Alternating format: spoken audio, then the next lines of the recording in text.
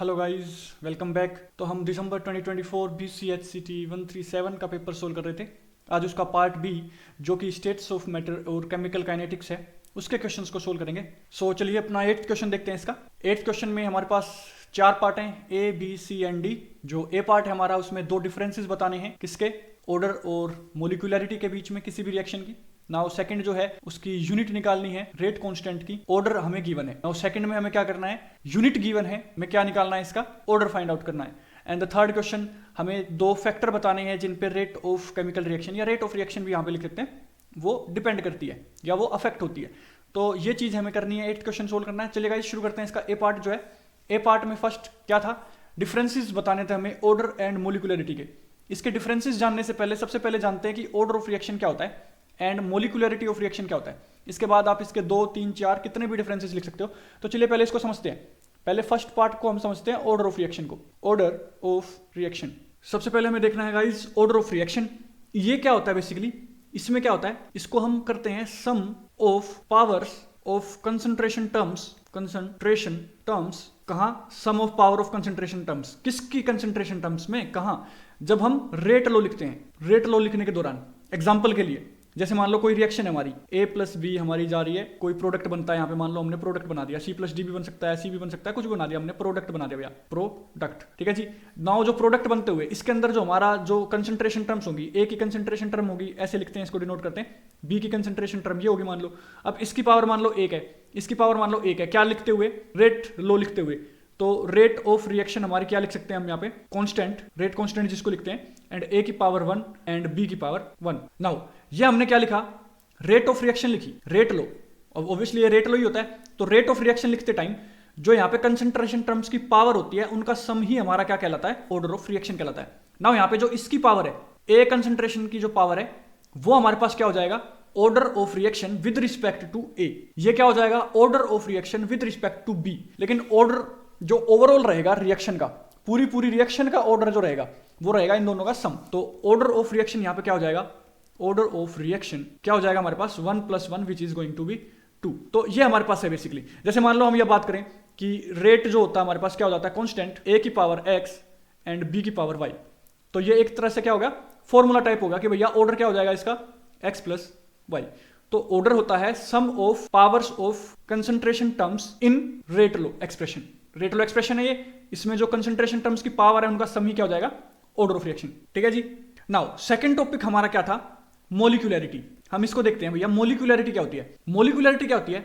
Molecularity होती है भैया number of atoms take part in reaction. कितने नंबर ऑफ एटम्स रिएक्शन में टेक पार्ट करते हैं। ऑब्वियसली जब रिएक्शन में टेक पार्ट की बात करी जाती है तो यहां पे हमें सिर्फ रिएक्टेंट साइड देखना होता है। क्या देखना होता है? रिएक्टेंट साइड को ही देखना होता है। एग्जांपल के लिए हम बात करें, H2 + I2 गिव्स 2HI। अब यहां पे अगर हम बात करें तो भैया कितने नंबर ऑफ एटम्स या मॉलिक्यूल्स टेक पार्ट कर रहे हैं इस रिएक्शन को प्रोसीड करवाने में? तो ये हमारे पास है 1, ये हमारे पास है 2। तो कितने नंबर ऑफ हो गए? 2 हो गए। तो यहाँ पे मोलिकुलरिटी क्या हो जाएगी? मोलिकुलरिटी भी हमारी क्या हो जाएगी? 2 हो जाएगी गाइस। अब यहाँ पे एक चीज इंपॉर्टेंट देखने की है कि आपको कि भैया यहाँ पे तो देखो H और H2 जुड़े हुए हैं, तो 2 तो ये हो गए, 2 ये हो गए, 4 होना चाहिए ना। बट नहीं, यहाँ पे एटम्स और मॉलिक्यूल्स डायरेक्ट देखा जाता है। अब ये अलग अलग थोड़ी होंगे। H2 डायटोमिक गैस है। क्या है? डायटोमिक गैस है, तो ये साथ में रहेगी ना, साथ में ही अटैक करेगी, साथ में रिएक्ट करेगी, जो भी करेगी साथ में ही करेगी। तो यहाँ पे I2 है, ऐसे सिमिलरली I2 भी होती है, डायटोमिक होता है ये भी। तो ये हमारी हो जाती है मोलिकुलरिटी कि रिएक्टेंट साइड में कितने टेक पार्ट करते हैं रिएक्शन के दौरान। अब बनते तो देखो ये भी हैं, तो रिएक्शन में तो ये भी प्रेजेंट होंगे ना, बट सिर्फ रिएक्टेंट की हमें बात करनी होती है। नाउ बेसिकली मोलिकुलरिटी में होता क्या है? मोलिकुलरिटी की अगर हम थोड़ा और डीप में जाके बात करें कि भैया चलो कोई रिएक्शन चल रही है जिसमें हम इसी की बात कर लेते हैं। चलो, एक हमारे पास H2 है, एक हमारे पास I2 है। ये दोनों आपस में क्या होंगे? कोलाइड होंगे और क्या बना लेंगे? HI बना लेंगे। ठीक है जी। एक ये था, एक ये था, 2 हमारे पास क्या बन जाएंगे? HI बन जाएंगे। H2 और I2 दो मिलके, ये दो मिलके 2 HI के वो मिल जाएंगे। ठीक है जी। अब यहाँ पे इन्होंने क्या किया? कोलाइड किया। क्या किया? कोलाइड किया। ठीक है जी। कोलिजन हुआ इनका, ऑब्वियसली रिएक्ट करे। नाउ ये जो होते हैं आगे, अगर हम बात करें भैया 3 एटम्स की करनी है। प्रेजेंट कितने हैं? 3 एटम्स है, एक ही है, एक ही है, एक ही है। तो तीनों आपस में किसी एक ही बात पे होंगे, किसी एक ही टेम्परेचर पे, किसी एक ही उस पे, तो एक ही ऐसा कोलिजन हो पाएगा ना जहां अफेक्टिवली ये काम करेंगे और ये रिएक्शन हो जाएगी। बाकी तो सारे वेस्ट हो जाएंगे। तो ये एक होगा, तो इसकी मोलिकुलरिटी हो जाएगी 3। तो ऐसे जितने नंबर ऑफ क्या होते हैं, मोलिकुलरिटी बढ़ती चली जाती है। नंबर ऑफ मोलिकुलरिटी जितनी ज्यादा होगी उतनी ही रिएक्शंस की एफिशिएंसी क्या हो जाती है, कम हो जाती है। तो रिएक्शन होने की जो एफिशिएंसी होती है वो क्या हो जाती है, कम हो जाती है। तो इसीलिए ज्यादातर 3 ही मैक्सिमम हम रखते हैं। 3 से ज्यादा जो मोलिकुलरिटी होती है वो पॉसिबल होती तो है बट इतनी ज्यादा अफेक्टिव नहीं हो पाती उसमें रिएक्शंस। तो ये हो जाती है हमारी मोलिकुलरिटी। नाउ हम ऑर्डर ऑफ रिएक्शन को देखें थोड़ा और डीप में। तो ऑर्डर ऑफ रिएक्शन जो हमारी होती है इसमें जो रेट लो होता है, रेट लो लिखते हुए जो ये एक्स की वैल्यू है और ये जो वाई की वैल्यू है, भैया एक्स और वाई को एडिशन ही तो था क्या, ऑर्डर ऑफ रिएक्शन। इन दोनों का इंडिविजुअल टर्म्स तो देखो, एक्स तो था order of reaction with respect to A, y था order of reaction with respect to B, overall order of reaction हो जाता है एक्स प्लस वाई। नाउ ये एक्स जो होता है ये क्या हो जाता है, फ्रैक्शन टर्म भी हो सकती है। क्या हो सकती है, फ्रैक्शन टर्म भी हो सकती है, मतलब फ्रैक्शन है तो डेसिमल टर्म हो सकती है, और वाई भी क्या होती है, फ्रैक्शन टर्म हो सकती है। तो order can be fractional, order can be in fractional terms. तो ये क्या हो सकता है, फ्रैक्शनल टर्म भी हो सकता है, जीरो हो सकता है, बिल्कुल हो सकता है, फ्रैक्शनल टर्म हो सकती है, बिल्कुल हो सकती है। तो जीरो और फ्रैक्शनल टर्म्स ही हो सकती हैं। बट मोलिकुलरिटी की जब हम बात करें मोलिकुलरिटी की, तो मोलिकुलरिटी के अंदर अब आप ध्यान से देखो भैया, क्या डेड एटम आपस में कोलाइड कर सकते हैं, पॉसिबल ही नहीं है जी। डेड एटम आपस में थोड़ी कोलाइड करेंगे या आपस में थोड़ी रिएक्ट करेंगे, ढाई एटम आपस में थोड़ी रिएक्ट करेंगे, या तो एक होगा या दो होगा। तो ये क्या होते हैं बेसिकली, नेचुरल नंबर्स के अंदर ही होते हैं। क्या होते हैं बेसिकली, नेचुरल नंबर के अंदर ही होते हैं। तो ये जो होती है फ्रैक्शनल नहीं हो सकती भैया, फ्रैक्शनल पॉसिबल नहीं है। और जीरो की बात करें तो जीरो अगर होगी तो फिर रिएक्शन ही नहीं होगी ना, जीरो एटम्स आपस में थोड़ी ना रिएक्ट करेंगे। तो ये बात होती है मोलिकुलरिटी की। और अगर बात की जाए मोलिकुलरिटी की तो ये होती है फिक्स, किसी भी रिएक्शन की अगर देखा जाए नॉर्मली, तो इस रिएक्शन की जैसे मान लो 2 है, बट जो हमारे पास ये है क्या, ऑर्डर ऑफ रिएक्शन, ये निकाली जाती है हमारी एक्सपेरिमेंटल। क्या निकाली जाती है, एक्सपेरिमेंटल ही निकाली जा सकती है कि भैया एक्सपेरिमेंट करके ही हमें पता चलेगा कि भैया ऑर्डर ऑफ रिएक्शन क्या है, विदाउट एक्सपेरिमेंट नहीं होती। तो ये थी हमारी कुछ बातें ऑर्डर ऑफ रिएक्शन और मोलिकुलरिटी के ऊपर। तो चलिए अब इनका डिफरेंस देख लेते हैं। भैया ऑर्डर ऑफ रिएक्शन में हमें क्या लिखा हुआ है, 2 डिफरेंसेस देने हैं। It is determined experimentally and can have fraction and zero values, तो ये तो हमने बता ही दिया। दूसरा क्या है, it depends on the rate law expression, rate law expression पे डिपेंड करती है, होती क्या है, उनकी जो पावर होती है उन दोनों का सम होता है। ठीक है जी। मोलिकुलरिटी की अगर बात करें तो इट इज थ्योरेटिकल कॉन्सेप्ट, ये थ्योरेटिकल कॉन्सेप्ट होता है और होल नंबर में हो सकता है। ठीक है जी। बेसिकली तो नेचुरल नंबर में ही होता है भैया, जीरो भी पॉसिबल नहीं होती है। It is the total number of reactant molecules involved in the elementary steps. तो भैया जो स्टार्टिंग रिएक्शन होती है, एलिमेंट्री मतलब जो 1 स्टेप रिएक्शन होती है, क्या होती है, सिंगल स्टेप रिएक्शन को एलिमेंट्री रिएक्शन बोला जाता है। सिंगल स्टेप रिएक्शन, कई बार क्या होता है कि भैया एक रिएक्शन यहां से चली, बीच में कुछ इंटरमीडिएट बना, देन फाइनल प्रोडक्ट बनता है, ये होती है इंटरमीडिएट रिएक्शन। नहीं होती है, सॉरी, इसको इंटरमीडिएट रिएक्शन बोलते हैं, इसको सिंपल स्टेप में नहीं बोल सकते। तो एलिमेंट्री रिएक्शन क्या होती है, एलिमेंट्री स्टेप क्या होते हैं, उसमें एक ही स्टेप में, सिंगल स्टेप के अंदर पूरी रिएक्शन हो जाती है, इसको बोलते हैं इंटरमीडिएट रिएक्शन। तो बीच में एक इंटरमीडिएट भी बनता है। तो जब हम एलिमेंट्री रिएक्शंस की बात करते हैं तभी मोलिकुलरिटी फाइंड आउट करी जा सकती है, अदरवाइज मोलिकुलरिटी फाइंड आउट नहीं की जा सकती। अब यहाँ पे बात करें अगर मोलिकुलरिटी की भैया सिंगल स्टेप में कैसे, देखो भैया यहाँ पे एक एटम 2 एटम रिएक्ट करके कौन सा बना लिया, तीसरा एटम, 3 रिएक्शन चल रही है, मतलब 3 उसमें चल रही है, एक प्रोडक्ट का बना है, 2 रिएक्टेंट के बने हैं और एक ही स्टेप में पूरी हो गई।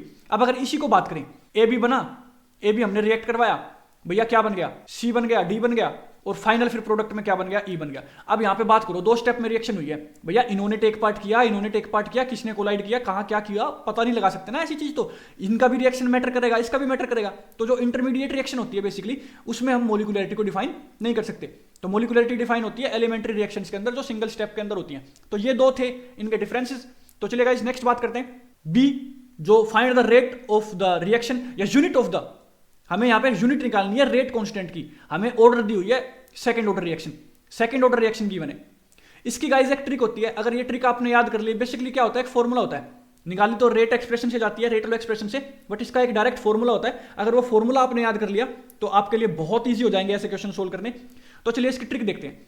तो इसकी ट्रिक क्या है, इसकी ट्रिक ये है कि भैया जो भी कोई रेट कांस्टेंट की अगर यूनिट निकालनी जाए और ऑर्डर दे रखा हो तो उसका क्या करेंगे, उसकी होती है बेसिकली मोल अपॉन लीटर की power 1 minus n and second inverse. Second तो हमेशा इनवर्स में रहेगा भैया, सेकंड तो रहेगा ही रहेगा एक, इसके ऊपर कोई वो नहीं होता।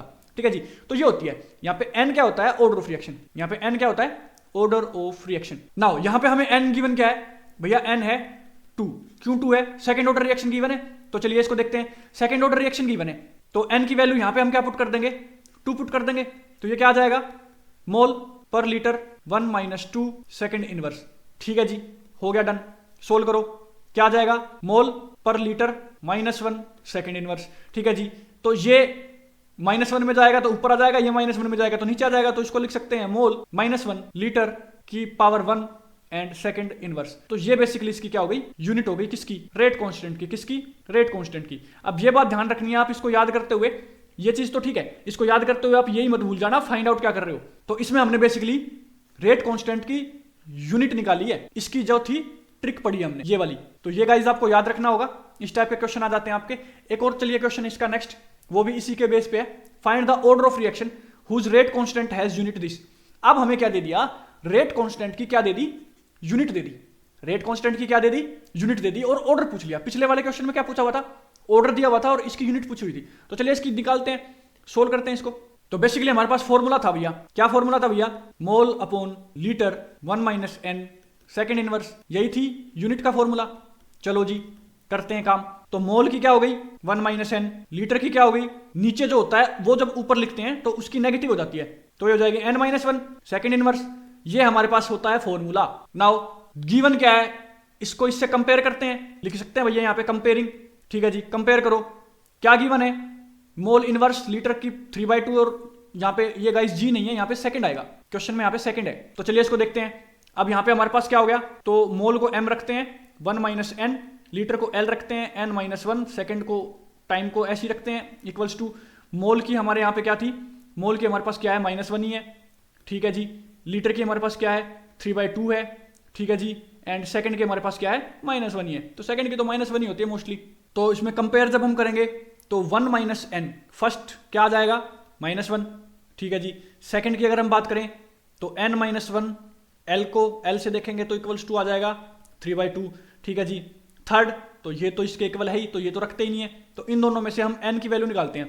तो फर्स्ट से जब हम n की वैल्यू निकालेंगे तो n क्या आ जाएगा -1 और -1, यहां से ये जाके इधर -1 हो जाएगा, minus n equals to -2, n equals to 2, तो ये आ गया। तो क्या सेकेंड ऑर्डर की रिएक्शन पॉसिबल है, नहीं है भैया। सेकेंड ऑर्डर में जब हम इसमें पुट करेंगे तो कुछ अलग ही वैल्यू आती है। यहाँ पे अगर सेकंड पुट करें जैसे हमने पिछले क्वेश्चन में निकाला था, तो सेकंड पुट करी थी। चलिए पिछले क्वेश्चन में ही देखते हैं, यहाँ पे हमने सेकंड पुट करके इसकी क्या निकाली थी, ये निकाली थी। यहाँ पे कोई 3/2 आपको दिख रहा नहीं, तो सेकंड ऑर्डर रिएक्शन तो पॉसिबल नहीं है। तो यहाँ की बात कर लेते हैं जी, तो ये तो पॉसिबल है नहीं, तो दूसरी की बात करते हैं, इससे निकाल के देखते हैं। n minus 1 equals to 3/2 and n equals to 3/2 plus 1, so n equals to 5/2। ये क्या होता है 1.5 प्लस 1 2.5, जिसको हम 5/2 भी लिखते हैं और 2.5 भी लिख सकते हैं। तो ये आ गया हमारे पास reaction, sorry order of reaction. Now हमने देखा था कि भैया ऑर्डर ऑफ रिएक्शन डेसिमल में हो सकता है, फ्रैक्शनल में हो सकता है।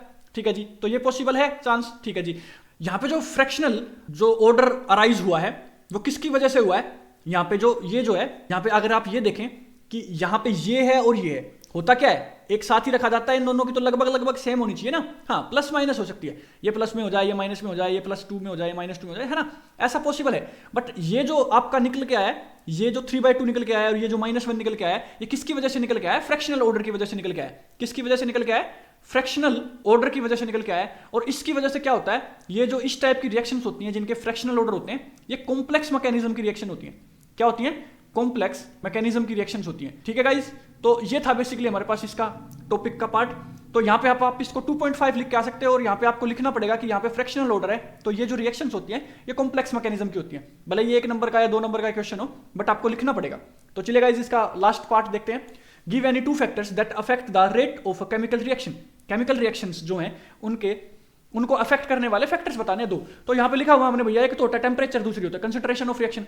चलिए देखते हैं, फर्स्ट तो टेम्परेचर को समझते हैं भैया। टेम्परेचर, तो टेम्परेचर में बेसिकली क्या होता है, नॉर्मली जो देखा जाता है कि भैया इंक्रीज करो, अगर आप टेम्परेचर को इंक्रीज करो तो क्या इंक्रीज होगी, काइनेटिक एनर्जी इंक्रीज होगी। ठीक है जी, काइनेटिक एनर्जी जब इंक्रीज होगी तो क्या होता है, रेट ऑफ रिएक्शन भी क्या होती है, इंक्रीज होती है। रेट ऑफ रिएक्शन से ही तो निकालना था, रेट ऑफ केमिकल रिएक्शन को ही तो बताना था, तो ये होता है जनरल केस में होता है। बट यहाँ पे एक एक्सेप्शनल होती है चीजें गाइस। चलिए इसको देखते हैं, अच्छे से समझे अगर इसको, टेम्परेचर से इसके डिपेंडेंस को। तो 2 टाइप की रिएक्शंस होती हैं, भैया 2 टाइप की। एक होती है एंडोथर्मिक रिएक्शन, ठीक है जी। एक होती है एक्सोथर्मिक रिएक्शन। तो एक्सोथर्मिक रिएक्शन क्या होती है, इसके अंदर जो होती है हीट जो होती है वो रिलीज होती है। हीट क्या होती है, रिलीज होती है। इसके अंदर हीट क्या होती है, कंज्यूम्ड होती है। कंज्यूम्ड मतलब यूज होती है। तो इसके अंदर हीट कंज्यूम हो रही है, इसके अंदर हीट रिलीज हो रही है। ठीक है जी, पता चल गया। अब जिसके अंदर खुद हीट रिलीज हो रही है, उसका अगर आप टेम्परेचर को इंक्रीज करोगे तो रेट क्या होगा, वो रिएक्शन अच्छे से हो पाएगी, नहीं हो पाएगी। अरे देखो ना, वो खुद ही हीट क्या कर रही है, रिलीज कर रही है। हीट वो खुद ही रिलीज कर रही है और उसका टेम्परेचर आप बढ़ा रहे हो, तो वो तो नॉर्मली टेम्परेचर पे अपने आप ही हो जाती है। जो एंडोथर्मिक होती है, जिनमें हीट यूज हो रही है, अगर उसको आप टेम्परेचर दो ही ना, मतलब उसको अगर आप हीट दो ही ना, तो वो रिएक्शन पॉसिबल ही नहीं होगी। तो इनका बेसिकली क्या होता है, इनकी एक ऐसा ग्राफ बनता है कि एक अपर एनर्जी लेवल होता है। ये एनर्जी क्या होती है भैया, ये एनर्जी होती है एक्टिवेशन एनर्जी। क्या होती है, एक्टिवेशन एनर्जी होती है। अब ये जो एक्टिवेशन एनर्जी होती है, ये एनर्जी बैरियर होता है कि इतनी एनर्जी तक पहुंचेगा तभी रिएक्शन प्रोसीड हो पाएगी, तभी रिएक्शन पूरी हो पाएगी। ठीक है जी, ये बात बन गई। अब यहाँ पे अगर आप टेम्परेचर दोगे ही नहीं, इस एनर्जी बैरियर को क्रॉस करोगे ही नहीं, तो प्रोडक्ट थोड़ी बन जाएंगे, ठीक है जी। अब इस केस में जब एंडोथर्मिक रिएक्शन की बात हम करें, तो यहाँ की जो एनर्जी होगी उसमें जो प्रोडक्ट साइड होगा वो थोड़ा सा ऊपर होगा। क्यों होगा भैया प्रोडक्ट साइड, क्योंकि एनर्जी को इसने यूज किया है, एनर्जी को क्या किया है, कंज्यूम किया है। एनर्जी को कंज्यूम किया है तो मतलब थोड़ी सी एनर्जी फाइनल ये रिएक्टेंट की है, तो प्रोडक्ट की तो ज्यादा ही होगी ना। जैसे मान लो रिएक्टेंट है, अब रिएक्टेंट ने कोई एनर्जी को कंज्यूम कर लिया, मतलब कोई एनर्जी को यूज कर लिया, तो प्रोडक्ट बना लिया।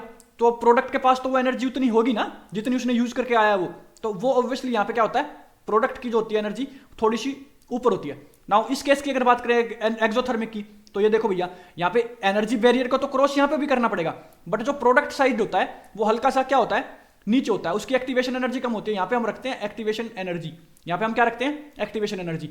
तो ये हमारे पास देखो रिएक्टेंट साइड थोड़ी सी ऊपर है और प्रोडक्ट साइड थोड़ी सी नीचे है। क्यों है भैया, क्योंकि इसने जो है वो एनर्जी को क्या किया है, रिलीज किया है। अब आप कहो कि भैया इसमें भी तो एक एनर्जी बैरियर को क्रॉस करना पड़ेगा, है ना, तो ये अपने आप ही उसको क्रॉस कर सकता है और थोड़ा बहुत टेम्परेचर इसमें भी देते हैं। इसीलिए मैंने आपको क्या बताया था कि जनरली केसेस में, एक्सोथर्मिक के भी केसेस में जनरली क्या होता है, टेम्परेचर हल्का सा इंक्रीज करते हैं, हल्का सा इंक्रीज होता है उनमें, एक्सोथर्मिक में ज्यादा नहीं होता, तो भी क्या हो जाता है, रिएक्शंस का रेट जो होता है ज्यादातर इंक्रीज होता है। यहाँ पे भी आपका लिखा होगा increasing temperature increasing rate of reaction due to high kinetic energy, ये हमने बता दिया ना। दूसरा होता है कंसंट्रेशन, हायर कंसंट्रेशन जो होती हैं इंक्रीज करती हैं कोलिजन फ्रीक्वेंसी को, उससे क्या हो जाता है, इंक्रीज हो जाती है रिएक्शन की रेट। एग्जांपल के लिए अब हमने बात की, पिछली बार हमने बात करी थी भैया मोलिकुलरिटी की बात करी थी, तो मोलिकुलरिटी में हमने बात की थी कि कोलिजन फ्रीक्वेंसी चाहिए होती है भैया, रिएक्शन को प्रोसीड करने के लिए हमें कोलिजन करवाने पड़ते हैं। तो कोलिजन कब होंगे, जब ज्यादा नंबर ऑफ एटम्स होंगे। अब जैसे मान लो आप बात करो इसकी, आप बात करो जैसे मान लो एग्जाम्पल के लिए हम बात करें कि एग्जाम्पल देखें, क्या देखें भैया, यहाँ पे कोई भीड़ है जिसमें 10 लोग हैं और यहाँ पे कोई भीड़ है जिसमें 1000 लोग हैं, ठीक है जी, गैप एरिया इतना ही है, ये भी एरिया उतना ही है, ये भी एरिया उतना ही है, ठीक है जी। अब यहाँ पे 10 लोगों की भगदड़ मचे तो ज्यादा टकराव नहीं होगा ना, ज्यादा नहीं होगा, आसानी से भग जाएंगे वो। हजारों की अगर भगदड़ होगी तो ज्यादा एक दूसरे से टकराएंगे, ठीक है। हो सकता है चांसेस यहाँ पे कि भैया किसी की चोट वोट भी लग जाए, ठीक है ना। नाउ ऐसे ही है, अगर मान लो ये 2 ही एटम है सिर्फ और सिर्फ, तो ये आपस में कोलाइड करेंगे, ठीक है जी। इस पॉइंट से कोलाइड करना है, तभी जाके रिएक्शन प्रोसीड होगी और प्रोडक्ट बनेगा। तो ये आपस में कोलाइड कर रहे हैं, तो यहाँ पे एफिशिएंसी जो होगी रिएक्शन की वो कम होगी प्रोडक्ट बनने की, ज्यादा जल्दी प्रोडक्ट नहीं बनेगा, ठीक है जी। अगर मान लो मैंने कह दूं कि भैया यहाँ पे 500 से 700 एटम्स पड़े हुए हैं, सेम वो ये 2 हैं ऐसे, फिर ये 2 हैं, फिर ये 2 हैं, ये दोनों सेम है, ये दोनों सेम है, ये इसके सेम है, ये इसके सेम है, ऐसे ही, ठीक है। 500 से 700 एटम पड़े हैं, ठीक है जी। अब ये कोलाइड कर रहे हैं, तो ऑब्वियसली कोई ना कोई एक तो ऐसा होगा ना जो यहां से यहां कोलाइड कर ही जाएगा एक ही बार में, तो वहां पे प्रोडक्ट बन जाएगा। तो ये चीज होती है कि जो कंसंट्रेशन अगर हम बढ़ा देते हैं, मतलब number of atoms, number of moles अगर हम बढ़ा देते हैं, तो उससे क्या होता है, कोलिजन फ्रीक्वेंसी इंक्रीज हो जाती है और प्रोडक्ट बन जाता है, मतलब रेट क्या हो जाता है, बढ़ जाता है। तो ये था हमारा बेसिकली 2 फैक्टर्स जो अफेक्ट करते हैं रेट ऑफ रिएक्शन पे। तो चलिए गाइस 8th क्वेश्चन हमारा कंप्लीट होता है। 9th क्वेश्चन देखते हैं। सो 9th क्वेश्चन के भी 2 पार्ट है गाइस। ए पार्ट में हमसे पूछा हुआ है कि एक रिएक्शन है जो फर्स्ट ऑर्डर में है ए, और बी जो है वो सेकंड ऑर्डर में है, ठीक है जी। ए किस में है, फर्स्ट ऑर्डर में, बी किस में है, सेकंड ऑर्डर में। तो हमें राइट करनी है, हमें लिखनी है क्या, डिफरेंशियल रेट इक्वेशन लिखना हमें, और सेकंड हमें पता करना है how is the rate affected when the concentration A जो डबल हो जाए और 2 जो बी जो है जिसका ऑर्डर 2 है वो क्या हो जाए, ट्रिपल हो जाए, ठीक है जी। करते हैं इसको सोल्व। और सेकंड क्या है अपने पास, रेट ऑफ केमिकल रिएक्शन अगर डबल हो जाए और टेम्परेचर बढ़ जाए इतने से इतने केल्विन पे, तो एक्टिवेशन एनर्जी कैलकुलेट करनी है। ये क्वेश्चन देखने में जितना मुश्किल लग रहा है ना न्यूमेरिकल, उतना ही आसान है, सिर्फ और सिर्फ इसमें क्या करना है, वैल्यू पुट करनी है। तो चलिए इसको सोल्व करते हैं। सबसे पहले 9th का ए का फर्स्ट पार्ट देखते हैं भैया। 9th के ए का फर्स्ट पार्ट क्या है, सबसे पहले हमें रेट लो लिखना है। तो भैया अपने पास रिएक्शन है भैया, ए जो है और मान लो बी क्या है, सेकंड ऑर्डर में, तो 2 भी लिख लेते हैं। तो ये क्या बना रही है अपने पास, प्रोडक्ट बना रही है भैया, ठीक है जी। तो इसका जो रेट लो लिखते हैं, हमने क्या बताया था इससे पहले वाले क्वेश्चन में, जब हम ऑर्डर समझ रहे थे तो हमने उसमें क्या किया था भैया, रेट लो लिखते टाइम तो रेट ऑफ रिएक्शन हम लिख रहे हैं, ठीक है जी। इसको डिनोट हम रेट से भी कर देते हैं, डायरेक्टली रेट भी लिख देते हैं इक्वल्स टू, सबसे पहले तो रेट कांस्टेंट लिखना होता है के, सबसे पहले तो रेट कांस्टेंट लिखना होता है। चलो जी रेट कांस्टेंट लिख दिया। अब उसके बाद हमने क्या करना था, इसकी जो ऑर्डर है इंडिविजुअल का वो इसकी पावर में आ जाएगा, इसकी कंसंट्रेशन की पावर में आ जाएगा। क्या था 1, इसका जो था वो इसकी कंसंट्रेशन की पावर में आ जाएगा। ये 1 है, ये 2 है, हो गया जी, लिखा गया रेट लो। इससे पहले वाले जो क्वेश्चन, जो 8th क्वेश्चन था, उसमें आया हुआ था हमारे पास ऑर्डर और मोलिकुलरिटी को एक्सप्लेन करना। तो ऑर्डर में हमने क्या बात करी थी कि यहाँ पे जो इसकी पावर में होता है वो रेट होता है इसके अकॉर्डिंग, और यहाँ पे जो होता है रेट वो होता है इसके अकॉर्डिंग, और ओवरऑल और इसका रेट क्या हो जाता है 2 + 1 which is going to be 3। तो जो है ये हमारा फर्स्ट पार्ट लिखा गया, ये लिखना था ना रेट। चलिए जी, इसका सेकंड पार्ट की देखें। सेकंड पार्ट में हमें रेट अफेक्ट हुआ है, क्या हुआ, कंसंट्रेशन डबल हो गई ए की, और बी की क्या हो गई, ट्रिपल हो गई। तो ठीक है जी, ए क्या बन गया, 2a बन गया, ए की कंसंट्रेशन हो गई ना 2a बन गई, और बी की कंसंट्रेशन क्या हो गई, 3b बन गई। इसकी कंसंट्रेशन ये हो गई, इसकी ये हो गई। अब बताओ कि रेट अफेक्ट कैसे हुआ, रेट पे क्या फर्क पड़ा। चलिए जी बताते हैं। तो सबसे पहले तो इससे पहले वाले क्वेश्चन में जो रेट लिखा था उसी को लिख लेते हैं। पहला इनिशियल रेट था k एंड a की पावर 1 एंड b की पावर 2। ठीक है जी, अब कंसंट्रेशन हुई है इसकी 2, इसकी 3। अब यहाँ पे a की जगह क्या पुट करना पड़ेगा, 2a, b की जगह क्या पुट करना पड़ेगा, 3b। चलिए जी कर देते हैं पुट। तो रेट क्या हो गया हमारे पास, a कंसंट्रेशन 2a और इसकी हो गई 3b का स्क्वायर। ठीक है जी, अब रेट की अगर बात करें तो k है, ये तो 2 बाहर आ जाएगा, a कंसंट्रेशन, यहाँ से 9 बाहर आएगा, b के कंसंट्रेशन का स्क्वायर, तो 9 × 2 18। तो रेट क्या हो गया, इक्वल्स टू 18 × 18 हो गया ना, into k a and b square. देखो ये तो पहले भी था, ये तो पहले भी था, तो इनिशियल रेट से क्या हो गया, 18 टाइम्स हो गया। क्या हो गया, 18 टाइम्स टू इनिशियल रेट। ठीक है जी, 18 टाइम्स टू इनिशियल रेट हो गया, मतलब 18 time rate of reaction increase हो गई है। क्या करने से, अगर a की कंसंट्रेशन हमने 2a कर दी, डबल कर दी, और b की क्या कर दी, 3b कर दी, मतलब ट्रिपल कर दी। तो ये हुआ चेंज, अफेक्ट था, अफेक्ट चेक करना था, कर लिया। सो गाइस 9th का a पार्ट कंप्लीट होता है। b को देख लेते हैं। b में क्या है भैया, रेट ऑफ रिएक्शन गिवन है, सॉरी रेट ऑफ रिएक्शन जो है वो डबल हो गई। तो रेट ऑफ रिएक्शन मान लो हम r मान लेते हैं, r क्या हो गया, 2r हो गया। ठीक है जी, r क्या हो गया, 2r हो गया। पहले इनिशियल क्या मान लो r1 था, बाद वाला क्या हो गया 2r1, क्योंकि डबल हो गया ना। ठीक है जी, हो गया। और टेम्परेचर चेंज हुआ है 298 से 308 केल्विन तक। तो T1 टेम्परेचर क्या था, 298 केल्विन। T2 टेम्परेचर क्या था भैया, 308 केल्विन। ठीक है जी, सबसे पहले चीजें लिखनी होती है गिवन की, कि हमारे पास गिवन क्या क्या है, वही लिख रहे हैं हम। और क्या गिवन हमें, log 2 गिवन है, log 2 की वैल्यू गिवन है 0.30। ठीक है जी, ये भी हो गया हमारे पास। उसके बाद हमारे पास r की वैल्यू हमें पता होती है, r की वैल्यू हमें पता होती है भैया 8.314 जूल पर मोल एंड पर केल्विन। ठीक है जी, अब यहां पे अगर देखें तो एक्टिवेशन एनर्जी निकालने का फॉर्मूला होता है, क्या निकालने का, एक्टिवेशन एनर्जी, जिसको हम EA से डिनोट करते हैं। इसका फॉर्मूला होता है log R2/R1। एक्टिवेशन एनर्जी निकालने का फॉर्मूला होता है log R2/R1 which is going to be EA/2.303 R and T2 - T1/T1 × T2। तो ये होता है बेसिकली इसका फॉर्मूला, जिसमें EA क्या होता है, एक्टिवेशन एनर्जी। अब इसको अगर निकालेंगे तो ये सारे उधर चले जाएंगे ऑब्वियसली, ये मल्टीप्लाई में उधर जाके T1 T2/T1 - T2 हो जाएगा, ये उधर जाके मल्टीप्लाई में हो जाएगा। तो ये निकाल सकते हैं ना। और इस पूरी इक्वेशन को क्या बोलते हैं, ये फॉर्मूला होता है एक्टिवेशन एनर्जी फाइंड आउट करने का। इससे आप और भी चीजें फाइंड आउट कर सकते हो भैया, फाइनल टेम्परेचर फाइंड आउट कर सकते हो इससे आप, ठीक है ना। इससे आप कंसंट्रेशन की टर्म फाइंड आउट कर सकते हो, कौन सी है कौन सी नहीं है। तो ये एक इक्वेशन होती है, पूरी एक्सप्रेशन होता है। इसको बोलते क्या है, इसको बोलते हैं आरहेनियस इक्वेशन। इसको क्या बोलते हैं, आरहेनियस इक्वेशन, जो कि रेट को, फाइनल और इनिशियल रेट को फाइनल और इनिशियल टेम्परेचर के साथ जोड़ती है, और साथ में किसको जोड़ती है, एक्टिवेशन एनर्जी को। तो चलिए गाइस, वैल्यूज पुट करनी रह गई अब तो, ये आपको याद करनी है। बहुत ही इंपॉर्टेंट एक्सप्रेशन है, बहुत ही इंपॉर्टेंट जो होता है एक्सप्रेशन होता है ये, जो क्या करता है, डायरेक्ट क्वेश्चन आ गया। अब देखो ना, आप डायरेक्ट क्वेश्चन आता है इसका। तो चलिए इसको पुट करते हैं वैल्यूज को। भैया R2 क्या है, फाइनल, R2 क्या है, फाइनल 2R1 हो गया, और R1 इनिशियल, तो R1 ही रखेंगे। तो चलिए पुट कर देते हैं। तो log 2R1/R1, ठीक है जी, इक्वल्स टू EA हमें फाइंड आउट करना है 2.303। ठीक है जी, R की वैल्यू क्या है, 8.314 जूल, तो इंटू 8.314। अब इसकी SI यूनिट भी साथ में रखते चलते हैं। अब फाइनली देख लेंगे उसको, तो इंटू, यहाँ पे तो कुछ नहीं हो गया, यहाँ पे तो कंप्लीट हो गया ना, R 2.303 इंटू R। ठीक है जी, इंटू, अब जब यहाँ पे 2.303 रख लेते हैं तो यहाँ पे बेस 10 आता है। ठीक है जी, और इसकी वैल्यू तो गिवन भी है ना, log 2 की बेस 10। चलिए उसको देखते हैं आगे। तो यहाँ पे क्या करना है, सोल्व करना है। T2 - T1, T2 क्या है, 308 - 298/308 × 298। ठीक है जी, बन गई बात, हो गई वैल्यू पुट।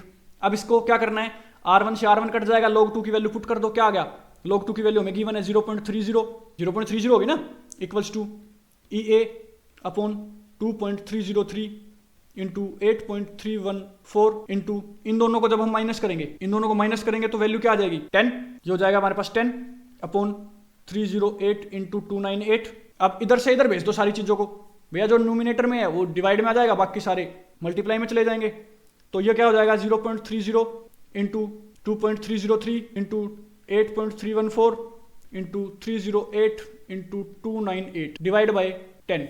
अब ये तो सिर्फ कैलकुलेशन ही है ना गाइज, इतना मुश्किल कुछ नहीं होता है, कैलकुलेशन करनी है, अभी आप मल्टीप्लाई करके डिवाइड बाई 10 कर दो, समझ रहे हो ना इस चीज को। तो ये तो अब बिल्कुल शोर हो जाएगा। तो ई ए की वैल्यू हमारे पास क्या आ जाएगी 52722.038 जूल्स। अब फाइनल ये आपको याद रखना है कि जूल में निकल के आएगी, क्योंकि यहाँ पे जो वैल्यू हमने पुट करी है ये किस में थी, अब ध्यान से देखो किस में थी, जूल पर मोल में थी। तो यहाँ पे जो निकल के आएगी वो किस में निकल के आएगी, जूल में निकल के आएगी। तो एक्टिवेशन एनर्जी आ गई। जनरली किससे निकाली, आर्यनियस इक्वेशन से, जो कि डिनोट करता है, जो कि बेसिकली किसको करता है, R2 क्या होता है फाइनल रेट, R1 क्या होता है इनिशियल रेट, E तो एक्टिवेशन एनर्जी है, R क्या होता है गैस कांस्टेंट बोलते हैं इसको, T2 क्या होता है फाइनल टेम्परेचर, T1 क्या होता है इनिशियल टेम्परेचर, इसको बोलते हैं गैस कांस्टेंट। क्या बोलते हैं, गैस कांस्टेंट। आपने 11th 12th क्लास में पढ़ा होगा ना, PV = nRT ideal gas equation. इसमें जो R था वही R ये है, कोई अलग नहीं है। तो ये हो गया हमारे पास 9th का भी। तो चलिए गाइस बाकी क्वेश्चंस देखेंगे 10th 11th 12th, वो नेक्स्ट वीडियोस में बात करेंगे। तो आज की वीडियो में इतने रखते हैं गाइस, बाकी क्वेश्चंस को नेक्स्ट वीडियोस में लेंगे। तो अगर आपको वीडियोस पसंद आ रही हैं तो लाइक शेयर एंड सब्सक्राइब कर सकते हैं चैनल को। Thank you guys, take care, bye bye.